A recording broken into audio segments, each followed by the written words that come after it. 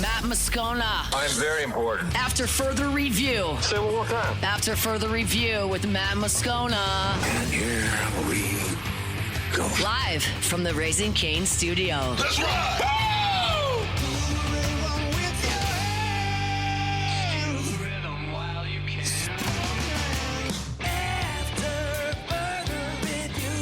All right, off and running hour number 2 after further review here on a Friday. We're presented by Don Juan Cigar Bar. Musso in for Moscona. Yeah, Jordan Kitchens on the ones and twos. Paul O'Neill along for the ride as well. And we're fired up to have you along for the ride with us here as we send you into your weekend. What's going to be a very cold and frigid weekend, but the weekend nonetheless.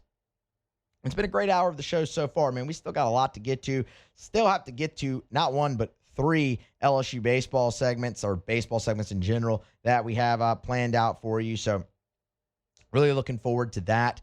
And got a new mock draft and a change to the Saints coaching staff as well that we have to get to. So still plenty to do. And again, fired up to have you all along for the ride. Want to start here with a change to the college football playoff.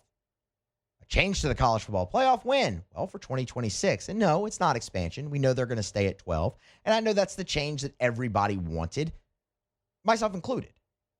Not only did I want that, not only did the majority of the fans wanted that, how about all 10 conferences and Notre Dame wanted it, but Greg Sankey and Tony Petitti couldn't agree on a format, so we're just going to stay at 12 one more year. Okay, fine. That's fine with me. I know a lot of people get angry over that stuff that, oh, the SEC and the Big Ten, they sat here and, manipulated things to where they got all the control and then they couldn't agree. They couldn't put their egos aside. Yeah, that's fine. I don't really care. 12's good.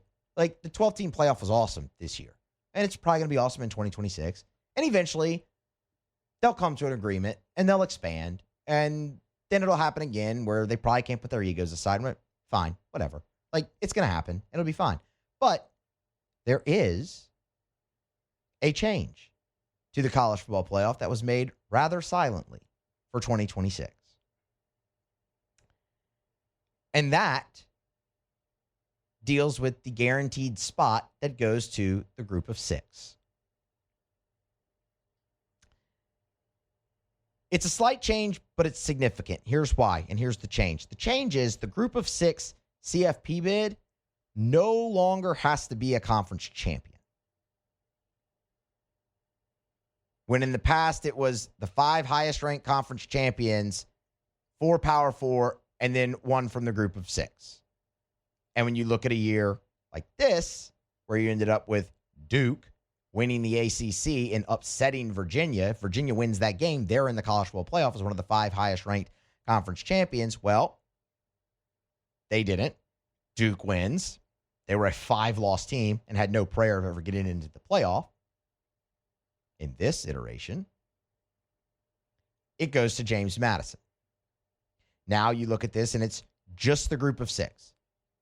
It will most likely be the highest-ranked champion.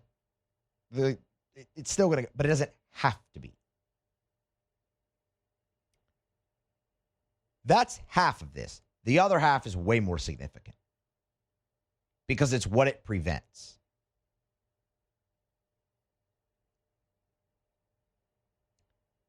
Not only does the group of 6 representative now have to be a conference champion,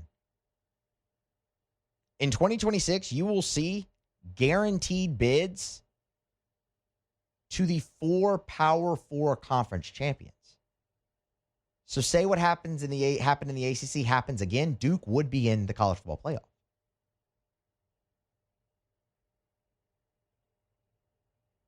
What this is preventing is what you saw this year, where you had 2 group of 6 teams in, which I know a lot of people think that's fun and that's novel. Those games were not entertaining. Those games do not belong. And I understand what everybody's going to say. Indiana beat the hell out of Alabama. They beat the hell out of Oregon. There's blowouts every year. Yep, you're right. There are blowouts every year. There's blowouts every year in the NFL in the NFL playoffs. That happens. But no one's expecting Indiana to go beat Oregon 56-20 or whatever it was. You're expecting that to be a pretty competitive game. Everyone expected Ole Miss to dump truck Tulane. You know why? Because you saw them do that in the regular season. Literally, had already seen it happen. Same stadium, same everything. It was expected. Everyone expected Oregon to rout James Madison. That's what you're trying to get out. You're never going to purge blowouts out of sports. It just happens. Sometimes you show up and you don't have your best that day, and the other team does, and they run you out the building. Like what happened with Indiana and Oregon in the Peach Bowl. Like what happened with Indiana and Alabama in the Rose Bowl. And Alabama just really wasn't great this year, and Indiana was. And that's the other thing. Sometimes you're just going to have a team that's better than everybody, and they're normally going to win it, like Indiana did, like Ohio State did a year ago. So you're never going to get rid of that. But, man, you could certainly curtail it and make for a more interesting playoff. And this does. This does that. Now, the other part of that is the Duke conversation. Because I can very easily sit here and say, and kind of contradict my own point and be like, well, you don't think Duke getting in as a 5-loss team would just get blown out? Yeah, they probably would, and I don't really like that. But how often does that happen? How often do you have an upset like that in a conference championship game where it's a 5-loss team getting in?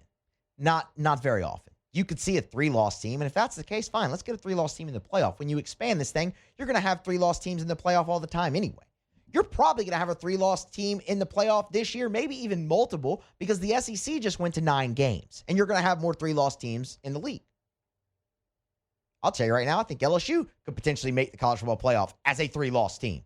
I know that's not what anybody wants to hear. You want them to go 10-2 and 11-1, but look at the schedule. It's possible that LSU goes 9-3, but with the schedule they played, and depending on where your losses are and who they're to and at what time of the year, you could get in at 9-3. That's why when Greg Sankey wanted this thing to expand, he wasn't going to move to 9 conference games until it did.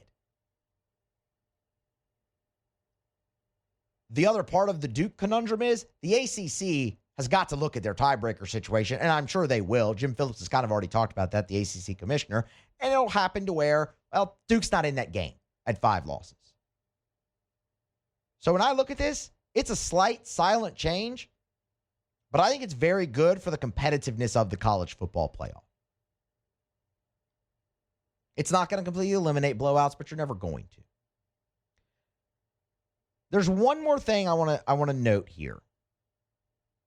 And it's the Notre Dame clause that everybody became very aware of after the season. And Notre Dame, in their mind, being unceremoniously left out of the college football playoff. Meanwhile, the team they thought they should get in over played for a national title. Anyway, stay hot, South Bend, you know, ye old Notre Dame. And it's the fact that now in this iteration, and this has not been changed, is that Notre Dame, if they're in the committee's final top 12, they are guaranteed a spot in the playoff over anyone.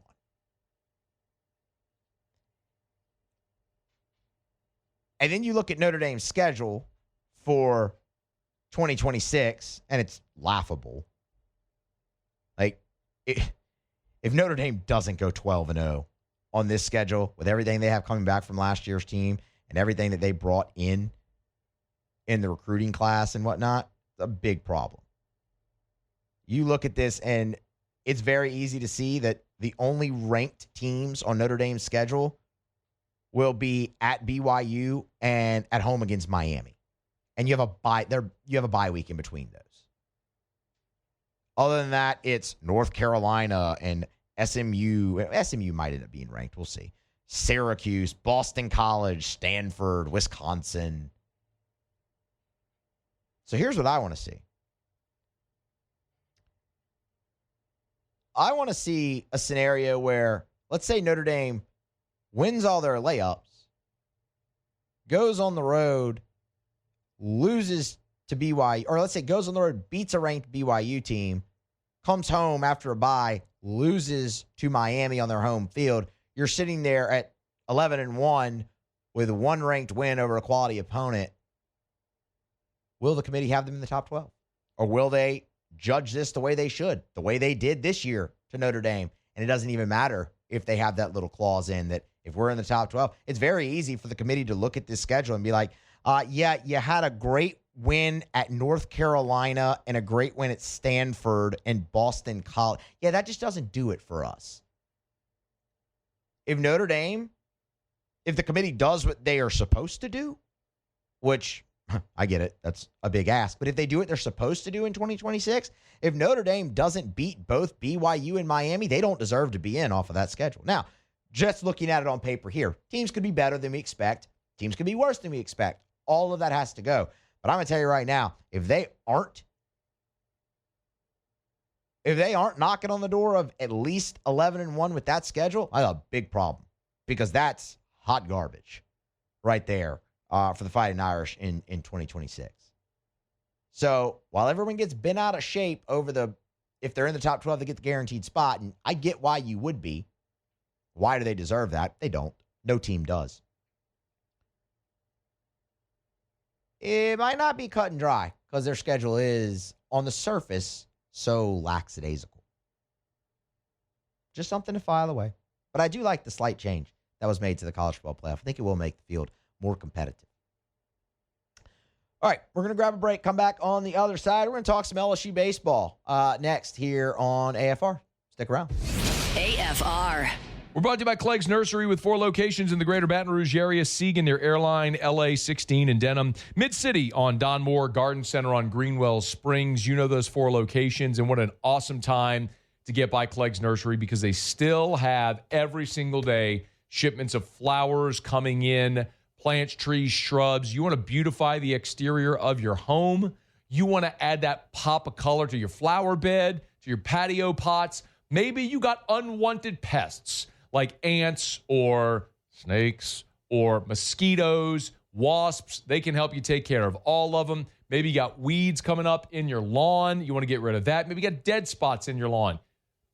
The horticulturists, the professionals at Clegg's Nursery have the knowledge, the know-how, the expertise, and all the products you need to win Yard of the Month every month for your whole life. Guaranteed. Actually, I can't back that up. You have to do some of the work, too. It's Clegg's Nursery. After further review with Matt Moscona, presented by Don Juan Cigar Bar.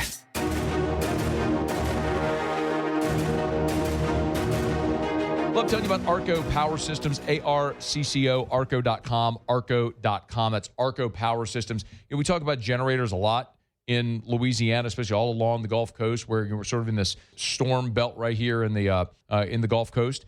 Well, of course, a lot of people have home standby generators. When we talk about Arco Power Systems, these are not home standby generators. This is industrial generator power. This is for your business. I mean, just think about it. When the power goes out, be it a hurricane, an ice storm, snow like we had last year, power goes out. What do you do with your business? Well, being offline is not an option. That's why you need Arco Power Systems. ARCCO, arco.com, arco.com, arco.com. Just look at all the locations. Baton Rouge, Bossier, Harvey, Lake Charles, Mandeville, Mobile, LaPorte, Texas, San Antonio, Little Rock, Houston, Dallas. They're everywhere. So if you're a business and you need standby power for your business, you need Arco Power Systems. ARCCO, arco.com, arco.com, arco.com. LSU baseball starts in 14 days. That's just that rolls right off the tongue, doesn't it? Man. February the 13th, they'll open it up against Milwaukee at the box. 2 p.m. first pitch. The defending national champions, they will take the field. I really could have come in this room, sat in this chair, grabbed the microphone, and talked about LSU baseball for 3 hours today. Easily. Like, that would not have been a chore for me at all. But I did the proper thing and mixed in other topics that were of importance. Like, oh, hey, Charlie Weiss turned down the New York Giants. He's going to come back. That kind of matters, right? But now we get to talk LSU baseball. And this is the first of a couple different segments that we have planned out. And I'm fired up to do so. So, There's been a lot of questions asked about this team as they get set to embark in the 5th season of the Jay Johnson era and defend a 2nd national championship. I know Jay Johnson hates the phrase defending a championship because you're not defending anything. It's a new season and all that stuff that they have to say over there and that they truly believe, by the way. Like, that's a real thing. Like, it's coach speak in a sense, but, like, now is now in that building. And, you know, the task at hand is the task at hand, and you can only do what's right in front of you. Like, that's a real thing. I think you saw that on display a season ago. But we can call it whatever we want, and we can talk about it here, and that's what we're going to do. Because one of the main questions, while there have been a lot asked, is, hey, can they really go back-to-back? Is that realistic for this club? Everyone's saying how talented they are and how deep they are. Can they really go back-to-back? I'm here to tell you, yes. Yeah, they can. That's what national championship is, a realistic expectation for this team. And I have a few reasons why. But before I get to that, I want to talk about the historical significance of what this season could represent for LSU. Because it's not just back-to-back national championships you're chasing. It is 3 out of 4. The College World Series was first played in 1947. There have been 78 College World Series. And in that time, there has been one program, win 3 out of 4 national championships. One. It was Southern Cal in 1968, 1970, and 1971. That's the list. And that's what you're trying to join. And LSU has had this opportunity twice before. In 1994, and you made it back to Omaha. You went 2 in barbecue and you were home. And in 1998, you went back to Omaha, started 2-0, and then kind of a weird coincidence, it was Southern Cal who came back and beat you twice and sent you home. Now you have the opportunity again. So that's the history that you're chasing with this. And, man, I'd love to see him do it for that historical part of it, just to further strengthen LSU's hold on the standard of college baseball. Like, selfishly. But why do I believe they can do it? Well, first, let's go back to the last time that LSU had an opportunity to defend a national championship, and that was 2024, and that didn't go very well. Right? You made it through the pre-conference with 1 loss, but there were some chinks you could see, like, oh, the offense kind of really slow to get going here. The pitching staff's really carrying it. Then when you flip to the SEC, the offense kind of started to pick it up, but the pitching staff struggled. You were facing a gauntlet. You started 3-12. All of that factored in, but what also did is you just weren't a great baseball team at that point in the season yet. It came to you later. You knocked off the number 1 team in the country in A&M. You played some really good ball down the stretch, and you were oh so close to winning the Chapel Hill Regional, but you fell short. But you were able to build off of that into 2025, and we know what happened. There are a lot of similarities on paper to the 2024 LSU team with this one in 26. But while they look so similar, they are oh so different. Take this for example, and this is the first reason I like this team's chances to be a legitimate contender. Forgive me for the numbers here. They illustrate a bigger point. You do not have to memorize this. There will not be a test. I'm not going to, send out a questionnaire, right? But I just want to illustrate similarity. In 2024, LSU lost 377 starts from your position players off of the championship team in 23. So you returned 262. If you look at this season, you lose from your position players 324 starts. Similar. You return 288. Similar. That's a difference of what? 22? That's very comparable. On the mound, it's even more eerily similar. You lost 368 and a third innings pitched off of that 2023 team, including your top two in your rotation in Paul Skeens and Ty Floyd. This go round, you're losing 335 and a third, including your top two out of your rotation in Cade Anderson and Anthony Ianson. 24, you returned 244 innings. This go round, 249 and a third. On paper, it's very similar. That's where it stops. The 377 starts you lost from 2023 are nowhere near equivalent to the 324 starts you lose in 2020 off the 2025 team. Go back to that starting lineup you lost. You lost Dylan Cruz. You lost Trey Morgan. You lost Braden Jobert, Cade Beloso, Gavin Dugas, Jordan Thompson, guys who started damn near every game for you. Some of them did start every. Thompson and Cruz did start every game. You basically returned Tommy White and Jared Jones out of your lineup. That's it. Look at this year's team. You bring back Derek Curiel, Stephen Milam, Jake Brown, Chris Stanfield. You know, you look at a guy like Cade Arambidi, who got some at-bats, started 19 games a year ago for you, and you're looking for him to take the next step. But even just with Stanfield, Milam, and Brown, and Curiel, that's 4 cornerstones in your lineup that you did not bring back the last time you were trying to do this. That is veteran guys who have been in this program for 3 years and played a lot as freshmen in 2024, like Milam and Brown, who are now their third year in the program and have elevated themselves to leaders. And you just don't get the more consummate veteran in the SEC than a guy like Chris Stanfield. So that's one reason that's vastly different. The same can be applied in the bullpen, on the pitching staff. You got Kason Evans a lot of run. Now, yeah, he's going to move into the starting rotation. We'll see how that goes. That can be tricky for some guys. I have the utmost confidence in him doing that. But you look at others you bring back like Zach Cowan. Think about this. You lost Riley Cooper off that 2023 team. Led your team in appearances. He was awesome for you for 2 years. You didn't really find a replacement for him until Griffin Herring emerged, come SEC play in that 2024 season. Zach Cowan slides right back in potentially to that type of role. Who affected how many games last year that you won? Your core is so much stronger. The comparison ends with the numbers. The starts and the players you return are immensely more valuable than what happened in 2023. After 2023, I should say. The other similarity there is a very highly touted sophomore class.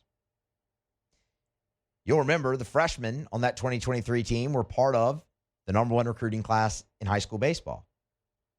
You might recall the freshmen on last year's team were part of, you guessed it, the number one recruiting class in high school baseball. You were expecting a lot of guys from that freshman class to take a step up in 2024. Jared Jones was one of them, and boy, did he hit 28 homers.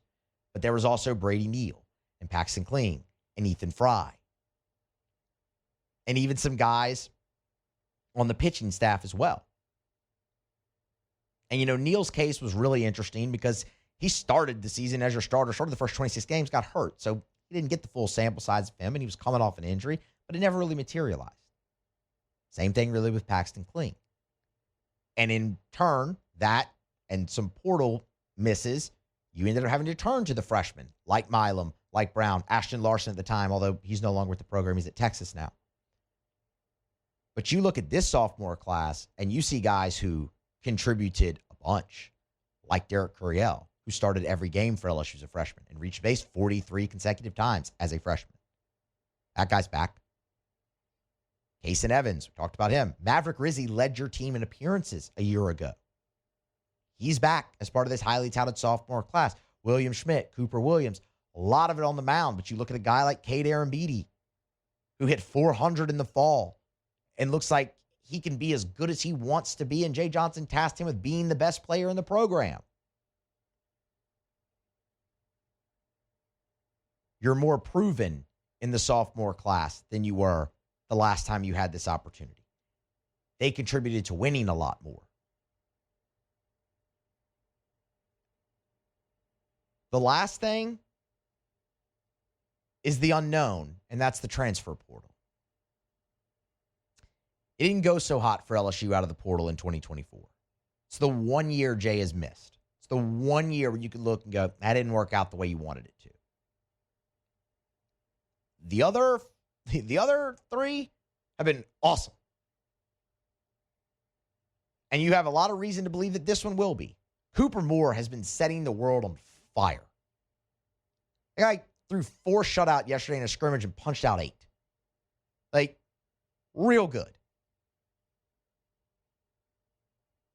And he's going to come in and be part of this rotation. You didn't bring him in from a guy who was in every role in Kansas's rotation a year. You didn't bring him in to not start.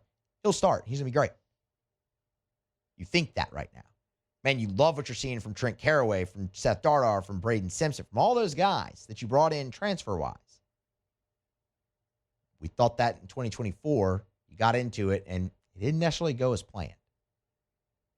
On paper, I can sit here and say, man, the early returns from the transfer portal class are awesome. But until it's live bullets flying and it's the regular season and you're watching these guys that go through a 30-game gauntlet that is the SEC, we don't know. And we won't be able to know until then. And we can't answer the question of if the transfer portal class is, in fact, better than the one you brought in to supplement from the 2024, so I should say from the 2023 championship, until we actually get out there and watch them play the 56-game schedule. And how they contribute to the results and how positively. But one thing's for sure, you have a more proven sophomore class and you have a much better nucleus, a much better core returning both on the field and from a leadership standpoint than you did the last time you were going out there. And that's a credit to Jay Johnson, and Josh Jordan, and the rest of that staff, and how they've been able to build this roster, been getting early, highly touted freshmen in and playing a lot and then being able to supplement things through the portal. College baseball is really the only sport, I believe, that you can still do it that way. In football, you need to be portal heavy. In basketball, you need to be portal heavy. In baseball, you can build a foundation still. And they have done that. They have put on a master class in how to do that over there at the box. So they should be commended for that. And that is ultimately why you look at this, or I look at this and I go, yeah, much better setup for this group than the last time they went and attempted this. So, yeah. Is that a realistic expectation? Can they do it? Absolutely. Is that their goal? Damn right that's their goal. It's their goal every year. They roll, they toe the rubber, they dig into the dirt. That's their goal. 2 weeks from now, we start to get answers. If that's the trajectory they'll be on. And it'll play out over the course. But 2 weeks from now, we start to get the first answer to that very, very lofty question. And I'm fired up for it. Favorite day of the year. Not Christmas, not my birthday. It's opening day. It's my favorite day of the year. Say it every year. I'm going to live that. All right. We're going to grab a break. We're going to come back on the other side. A change to the Saints coaching staff and a very interesting mock draft. Tell you what all that means next here on AFR. AFR. AFR is brought to you by the Watermark Hotel and the Renaissance Hotel, two beautiful hotel properties in Baton Rouge, the Watermark downtown, the Renaissance Southtown right there on Bluebonnet. And when it comes to hosting your event, both the Watermark and the Renaissance are perfect. The Watermark is a gorgeous, elegant spot in downtown Baton Rouge. That wedding reception, that smaller gathering, that meeting space, they can do it. They've kept so much of the history and tradition of that iconic building while modernizing it. The Gregory is a great restaurant inside of the Watermark as well. And then, of course, the Renaissance Hotel, Southtown, right there on Bluebonnet in Baton Rouge. It's more modern. It's a gorgeous, gorgeous hotel property at the Renaissance Hotel where they have meeting space that can accommodate up to 500 people, 7,000 square foot of meeting space, perfectly located right off of Bluebonnet and I-10. It's the Watermark and the Renaissance Hotels in Baton Rouge. When you've been in the industry for over 20 years, you learn a few things. For one thing, you learn your product inside and out. But you also learn how to ask the right questions and give satisfying answers. Jim's Firearms. After further review with Matt Moscona, presented by Don Juan Cigar Bar.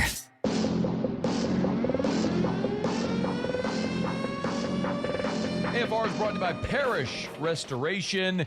kill mold, remove odor, other harmful pathogens, commercial or residential. As a matter of fact, Parish Restoration, I love the process, by the way. If you go to the website at parishrestoration.com, you can see videos of their patented non-toxic dry fog treatment. So you see exactly what it looks like. Very cool. But they have fogged, over at Parish Restoration, they fogged one of the largest buildings in the entire state of Louisiana. So it doesn't matter if it's your office building, your church, whatever it may be, school, or your home. They can even fog your car. Maybe your car has a weird odor, musty smell. Maybe you bought a used car from a smoker and you can't get that smoky smell out. This will do it. They'll come while you're at work, fog it. By the time you're done with work for the day, boom, you're back in a clean-smelling, fresh-smelling vehicle. It's Parish Restoration. Learn more at parishrestoration.com. Parishrestoration.com. Do business with someone you know. Parishrestoration.com.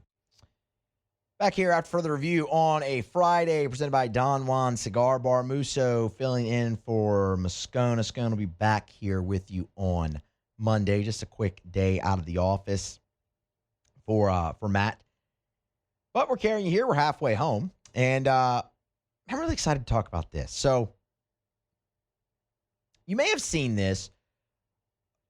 Obviously, the NFL draft on the horizon. We got Senior Bowl going on, East-West Shrine Game, Hula Bowl, all the All-Star games. It's that time of the year. Those are happening. Everyone's really getting into mock draft season. Just draft full bore from now until April. Got the Combine next month. Like, that's where the focus is right now and on the NFL calendar. And after that, it'll go to free agency, yada, yada, yada. But right now, we're on the draft.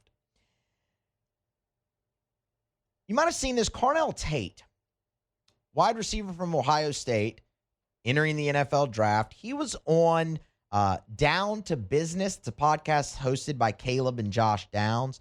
And they were talking to him about, I think the question was, where do you want to go? Like, where do you want to be drafted? Yeah, he gave the answer, I want to go where I'm going to be targeted.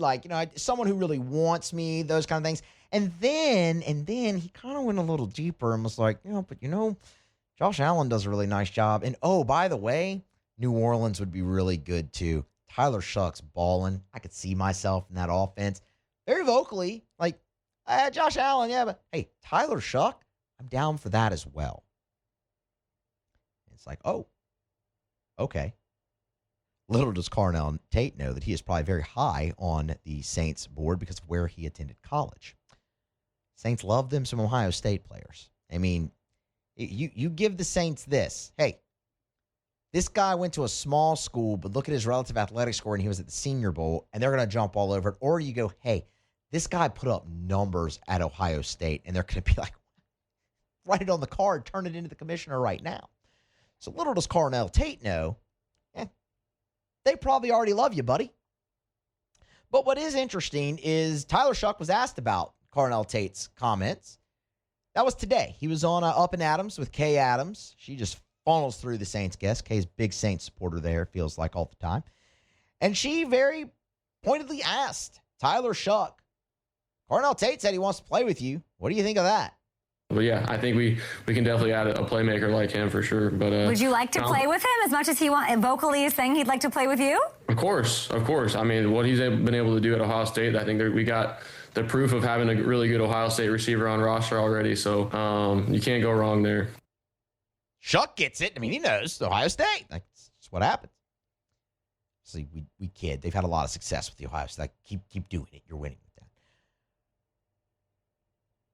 Says he'd love to play with them as well. Why wouldn't he? I mean, Tyler Shough needs weapons. We all know that, right? That's the chief task for the New Orleans Saints. You need some interior offensive line help, absolutely. You can get that a little bit later in the draft. Would you like to add another edge rusher? Sure, fine. But for me, and really the edge rusher thing is because of where you're picking in the draft. You're going to, depending on how things fall for you, you're going to have an opportunity to draft one of the higher ranked edge rushers more often than not. So that's why I think everybody really pays attention there. But look, I love what I saw from Chase Young. We'll see what happens with Cam Jordan's contract. Carl Granderson is a nice compliment on the other side. Would you love to bring in another rookie, start getting the feet wet? Sure. But for me, I'm looking at receiver and defensive back. But if I'm looking for a weapon for Tyler Shough in the first round, it's wide receiver. So that brings me to a mock draft here from Yahoo Sports. put together by Charles McDonald and Nate Tice.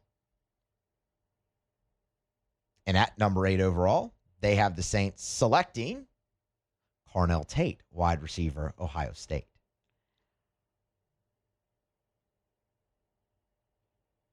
I would love this so much.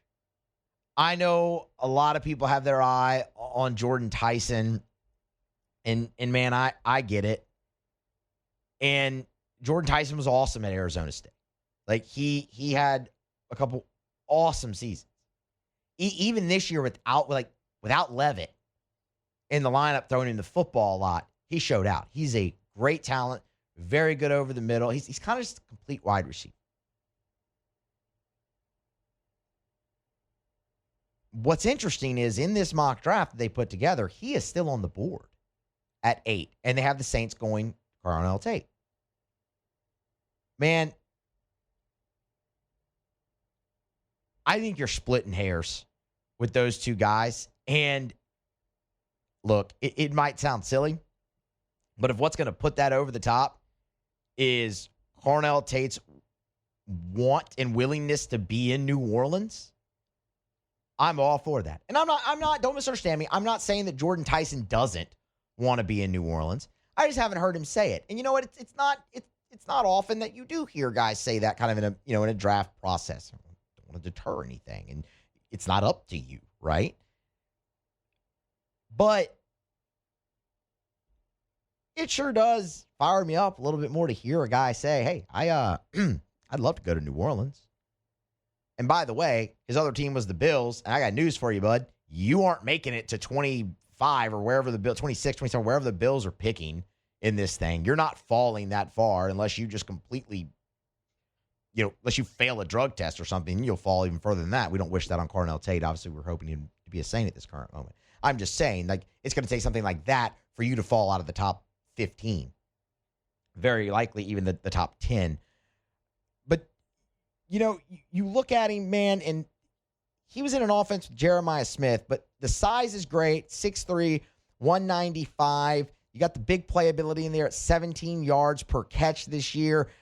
Finished just shy of 900 yards receiving, again, with Jeremiah Smith in there. And you see him play a great complement to Smith there. You're going to pay Chris Olave, much to the chagrin of many. I'm not really included in that, but you're going to pay him $30 million. You're looking for a compliment. And you know what? Maybe Carnell Tate ends up being a great receiver, and you look at him and go, oh, wait, he is the number one. Well, then you'll cross that bridge when you get to it. But right now, you're looking for him to come be a compliment. And I think he's shown that in Ohio State's offense. I think he can absolutely do that at the next level. The game will speed up, and there'll be a learning curve and all of those things. But if you're taking a guy 8th overall, you're expecting him to come in and play immediately as a rookie. And I love the big frame. I love the big playability.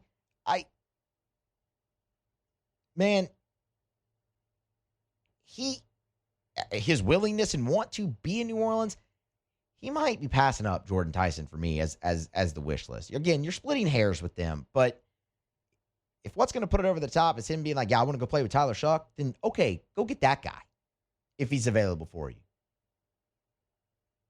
What will be really interesting is if this mock draft does play out, if the NFL draft plays out the way this mock draft played out, where both of them are on the board when the Saints get there to 8.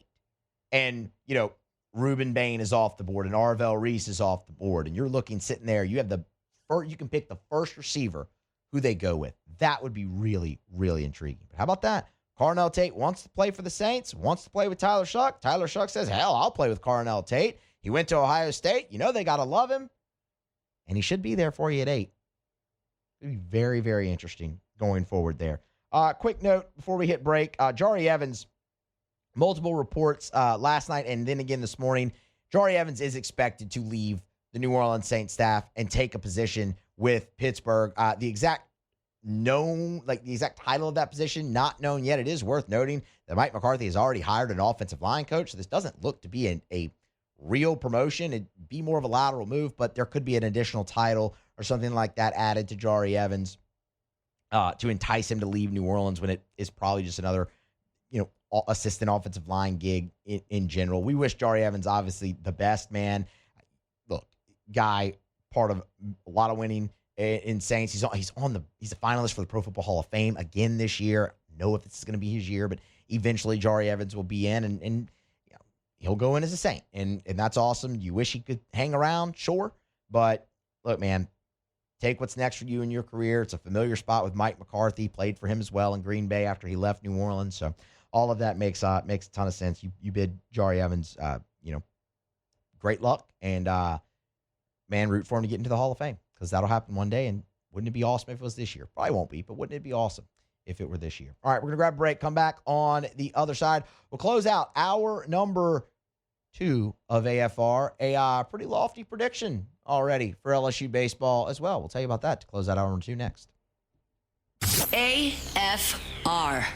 Love telling you about our friends over at Duplessis Builders, because they're going to build you a beautiful pool, build you a beautiful outdoor kitchen. They'll give you a 10-year workmanship warranty on their pool builds when the industry standard is 1. Let me say that slowly so you understand. Most pool builders, when they build your pool, they give you a 1-year warranty on their work. 1 year. Duplessis gives you a 10-year workmanship warranty, because Derek is an engineer by trade. They take the time to do it right as they go through the process of the pool build. So they're building you something that is going to last, something beautiful that's going to last. You want to know why Duplessis Builders was named a top 50 pool builder in America by Pool & Spa Magazine? Meet with them one time, you'll get it. DuplessisBuilders.net. That beautiful pool, that outdoor kitchen, they can do it all for you. DuplessisBuilders.net. After further review with Matt Moscona, presented by Don Juan Cigar Bar.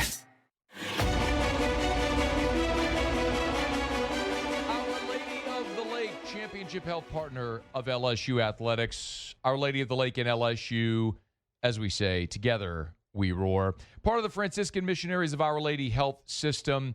And, you know, I love telling you about Our Lady of the Lake, because whenever we talk about healthcare, Our Lady of the Lake understands the two things primarily that people want are access and convenience. And they knock that out of the park. Whether it be at the regional medical center, if it's the lake after hours, if it's any of the specialty services that you may need, heart, stroke, cancer, pediatrics, you want the best. You want Our Lady of the Lake. You can learn more about the Championship Health Partnership, OLOLRMC.com/LSU, OLOLRMC.com/LSU. Our Lady of the Lake and LSU, together we roar. All right, one more LSU baseball note here to close out hour number 2. Fret none, though. There's another LSU baseball segment in the third hour, so stick around for that. D1Baseball.com, they released their SEC preview on Thursday, which included the predicted order of finish, and they have LSU winning the SEC. I have a quick thought on that, because it's not a prerequisite, right? I mean, LSU won the SEC a year ago. They won the national championship. Who cares? You won the more important trophy, right? Same thing happened in 2023. But this is another selfish thing for me. Man, I'd love to see LSU win the conference. There is something to be said winning the best conference in college baseball. That is the SEC, and that is a big badge of honor. And it's also the last thing that Jay Johnson really has to check off his list at LSU. Like, you realize that the guy's won 2 national championships already. He's had the number 1 pick in the draft.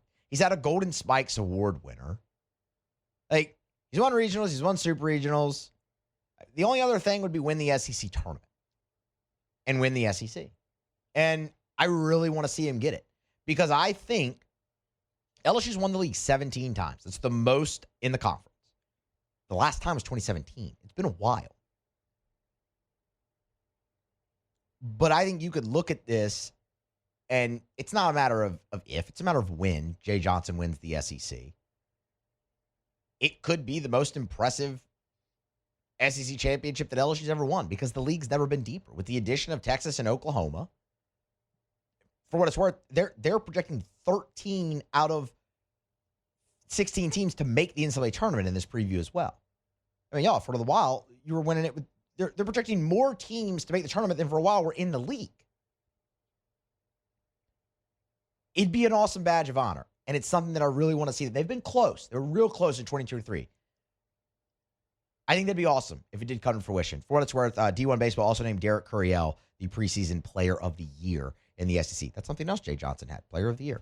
Hour 3 is next. After further review. Quick reminder about Lee Michaels Fine Jewelry, lmfj.com. lmfj.com for Lee Michaels Fine Jewelry. They're the best. If you are, gentlemen, thinking about popping the question and you're thinking about where am I going to go buy that diamond, I want you to consider this. There are places that will sell you man-made lab diamonds, but what are you buying? It's according to its makeup and characteristics, sure, diamond. But is it going to hold its value? Like, is that the way you want to say, I love you, I want to spend the rest of my life with you? Go to Lee Michaels. Go to Lee Michaels. Walk in the door. Experience the thing I talk about all the time, which is the Lee Michaels experience.